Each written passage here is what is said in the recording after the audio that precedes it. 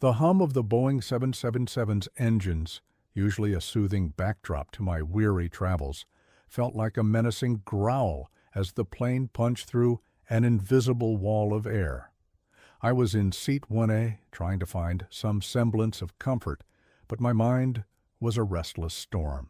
Just hours earlier, the phone call had confirmed it. The biggest consulting project of my career was dead. Poof, gone. And with it, the promising future I'd meticulously planned. The cabin, with its hushed whispers and the occasional clink of glassware, felt ironically stifling. Outside, the night sky over the Rockies was a vast, indifferent ocean, punctuated by jagged lightning flashes that seemed to mock my internal turmoil. Suddenly, a violent jolt threw me against the seatbelt. My half-finished coffee, a pathetic attempt at solace, sloshed violently, scalding my hand and staining my already crumpled shirt. A collective gasp, then a chorus of nervous murmurs, rippled through the cabin. The flight attendants, usually gliding with an almost ethereal grace, gripped the seats, their faces tight with concern. The plane bucked again, a sickening drop that sent a thrill of cold fear through me. Overhead compartments rattled like a ghostly percussion section, and a laptop bag tumbled from an open bin, thudding heavily onto the carpeted floor.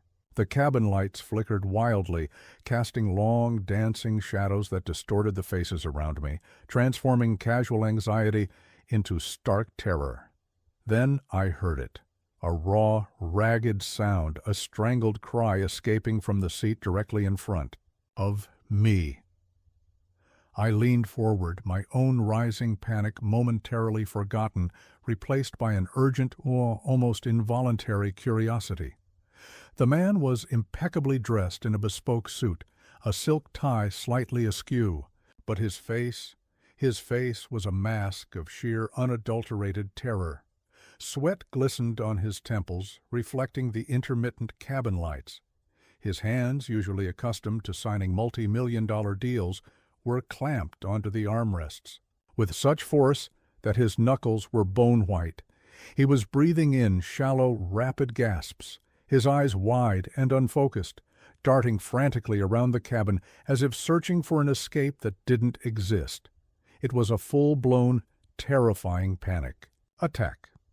A chill ran down my spine, not from the turbulence, but from the raw vulnerability I witnessed. I recognized him instantly from countless magazine covers and financial news segments. Arthur Sterling, the enigmatic, almost mythical CEO of Sterling Aviation. The man who had built an empire from the ground up, whose name was synonymous with power and control, was utterly and completely paralyzed by fear. The flight attendant, a young woman with a kind but clearly overwhelmed expression, knelt beside him, murmuring reassurances that seemed to evaporate into the turbulent air. He began to babble incoherently, his gaze fixed on the vibrating window, as if the darkness outside held the answer to his unspoken dread. The plane dropped sharply again, and a fresh wave of primal terror washed over him. He was losing control, and the situation was spiraling. A quiet desperation settled over the cabin, a silent plea for someone to intervene. I knew with a sudden, unwavering certainty that I couldn't just sit there. I had to act. The air in the cabin grew thick, heavy with the collective anxiety that now emanated from Arthur Sterling. His panic was a contagious force, threatening to shatter the fragile composure of the other passengers. His breathing became erratic, a series of short, desperate gasps that tore at the silence.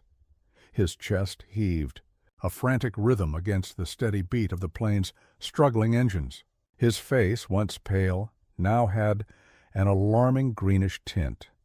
The flight attendant, bless her heart, looked like she was on the verge of tears herself, her attempts at comfort proving futile against the storm brewing inside him. I took a deep, deliberate breath, pushing down the gnawing fear of my own unemployment, the echoes of that damning phone call. My grandmother, a woman whose life had been a testament to quiet strength, always said, "When others are drowning, don't just watch. Throw them a rope." This wasn't water, but the emotional abyss Arthur Sterling was falling into felt just as lethal. Leaning forward, my voice cutting through the rising hum of whispers and the plane's groans, I spoke, my tone calm but firm. "Mr. Sterling," I said, making eye contact, "look at me." He flinched, his eyes darting towards my face, still wild with a desperate, animalistic fear. "I know this is incredibly scary," I continued, my voice steady, "but you need to find something." "Stable, look at my hand." I extended my open palm towards him, keeping it perfectly still despite the plane's continued jolts. "Just focus on my hand. See how it's not shaking? We're going to breathe together, slowly, in and out." He hesitated, his body rigid, a statue carved from terror. The plane shuddered violently again, and a small raw whimper escaped his lips. I can't," he choked out, his voice hoarse, barely a whisper. "I can't breathe." "Yes, you can," I insisted, unwavering in my gaze, unwavering in my resolve. "You built an empire, Mr. Sterling. You faced impossible odds. You're stronger than this fear. Just follow my lead. In through your nose, hold for a count of 3, and out through your mouth, slowly, as if you're blowing out a candle and trying not to extinguish the flame." I kept my hand steady, my eyes locked on his, projecting every ounce of calm I possessed. I started the breathing pattern myself, exaggeratedly, silently counting, willing him to join me. It was an agonizing dance between fear and control. Slowly, tentatively, a tiny flicker of recognition entered his eyes. He watched my chest rise and fall, mimicking my movements. His breathing, though still shallow, began to find a rhythm. The tension in his shoulders eased ever so slightly, a microscopic relaxation that felt like a monumental victory. I kept talking, not about the plane, not about the weather, but about the simple, profound act of breathing. "Feel the air fill your lungs," I murmured. "Feel it expand your chest. Now let it out, slowly, letting go of the tension. You're in control of this, Arthur. You are in control." I focused on the mechanics, the physical sensations, anything to pull him back from the precipice of his mind. Slowly, almost imperceptibly, the grip of panic began to loosen its hold. His breathing became more regular, deeper. The rigid lines around his mouth softened, and the frantic darting in his eyes settled into a weary focus. The plane was still bouncing, a persistent reminder of the storm. But the worst of the severe turbulence seemed to be passing. The flight attendant, who had been watching with a mixture of awe and immense relief, gently offered him a fresh glass of water.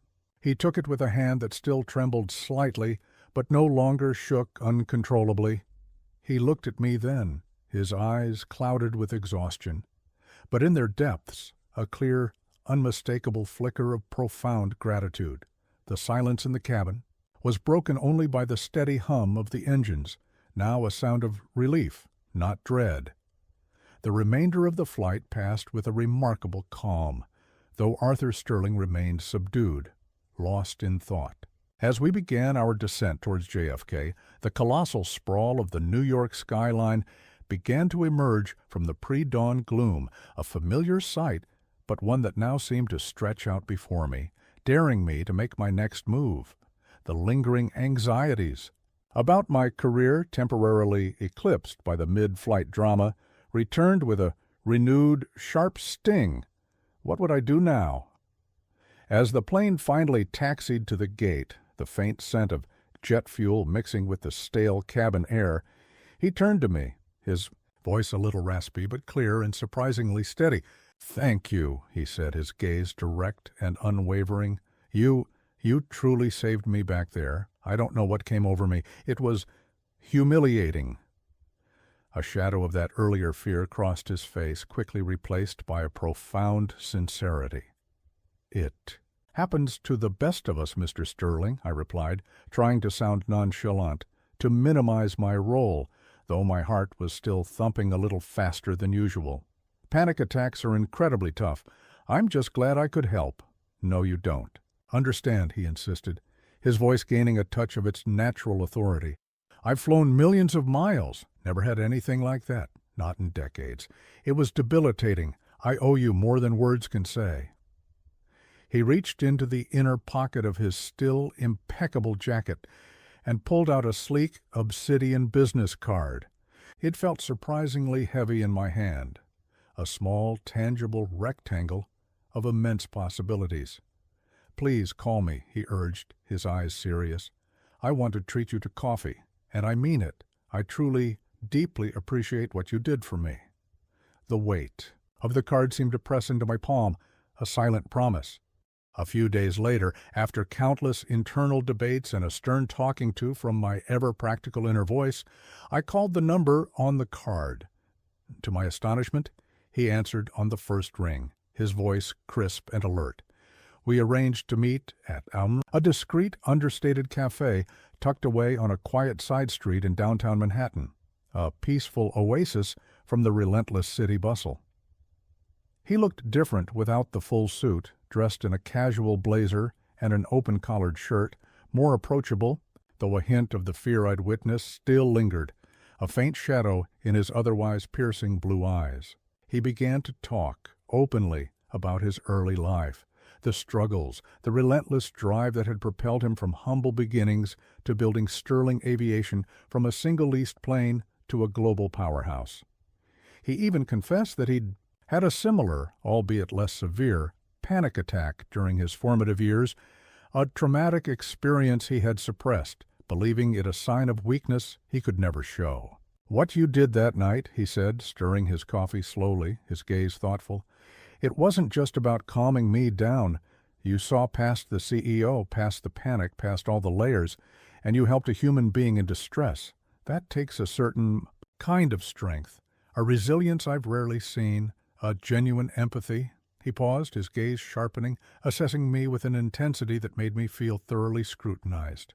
"I need someone like that in my company, someone who can stay calm when the engines are failing, so to speak, someone who can think clearly when chaos erupts, someone with genuine empathy." My heart pounded, a frantic drum solo against my ribs. Was he really going where I thought he was going? I, who was currently unemployed and grappling with the acute sting of professional failure. "I'm looking for a new vice president of strategic operations," he continued, his voice steady, betraying no hint of the recent turbulence. "It's a demanding role, requires extensive travel, razor-sharp thinking, and the ability to handle unexpected high-stakes challenges. You'd be overseeing major projects, negotiating complex deals, and ensuring our global operations run smoothly, even when metaphorical turbulence hits." A slight knowing smile played on his lips.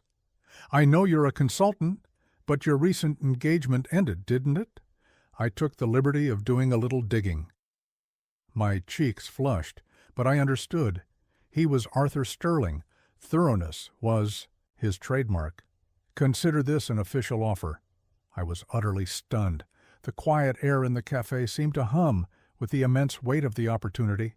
From a moment of pure raw panic in the terrifying confines of an airplane, an entirely new, exhilarating path had opened up before me, one I could never have imagined. The transition was a breathtaking whirlwind, a blur of meetings, presentations, and endless stacks of documents. Within weeks, I was fully immersed in the complex, exhilarating, and at times brutal world of Sterling Aviation. The corporate offices in New York City, a gleaming tower of glass and steel, were a constant hive of activity, a symphony of ambition and innovation. My new role as VP of Strategic Operations was every bit as demanding as Arthur had promised, and then some. There were long, unforgiving hours, intricate, high-stakes negotiations that stretched into the night, and the ever-present pressure of a global enterprise with thousands of employees and billions in revenue. The responsibility was immense, a heavy cloak I now wore, and I often found myself working late, the city lights twinkling below my office window like a scattered handful of diamonds, a beautiful but constant reminder of the world I now helped to move. I learned quickly that Arthur Sterling, while a brilliant, almost visionary businessman, still carried the lingering scars of his past, the echoes of that fear. He pushed himself relentlessly, an almost pathological drive for perfection that often came at the expense of his own well-being. He was a demanding boss, with exacting standards, but also incredibly fair, and he never, ever forgot what I did for him on that turbulent flight. He valued my perspective, my uncanny ability to remain composed when others fractured under pressure, and, surprisingly, my quiet empathy. He often sought my counsel, not just on strategic matters, but on navigating the human element of leadership. One particularly grueling week, a major groundbreaking acquisition deal involving a European airline was on the verge of spectacular collapse. Negotiations had stalled in a maze of cultural misunderstandings and stubborn egos. Key stakeholders were at loggerheads, and the tension in the sleek modern boardroom was so palpable it felt like a physical weight pressing down on us all.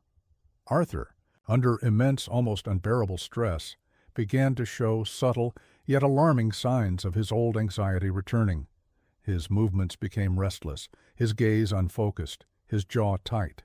He was losing his footing. I saw it, the flicker of that old fear in his eyes, a brief moment of vulnerability that only I seemed to notice. During a short, tense break, as others buzzed around, I approached him quietly. "Arthur," I said, using his first name, a rare occurrence in such a professional, hierarchical setting. My voice was low, a steady anchor in the storm of the room. "Remember what we talked about? One breath at a time? This," I gestured subtly around the contentious boardroom. "This is just another form of turbulence. We'll get through it, just like we did before." I didn't push him, didn't offer advice on the deal, just offered a quiet, solid presence, a silent reminder of the simple, grounding techniques I'd taught him on that plane. He nodded, his eyes meeting mine, took a deep, shaky breath, and when he re-entered the boardroom moments later, he was still stressed, visibly fatigued, but utterly composed, his usual formidable presence restored. With renewed focus, he navigated the treacherous waters of the negotiation, and we managed to salvage the deal, turning a near disaster into a hard-won monumental victory that would reshape the industry. Working alongside Arthur, day in and day out, I came to a profound realization. True strength wasn't about never feeling fear, but about confronting it, even when it felt overwhelming, and finding the courage to push through. My own career, which had seemed to be crashing and burning just weeks ago, now soared to unimaginable heights, defying every expectation. I wasn't just a VP. I had become a trusted confidant, a steady presence, and a witness to the remarkable quiet resilience of a man who, despite his immense power and global reach, was still deeply, authentically human.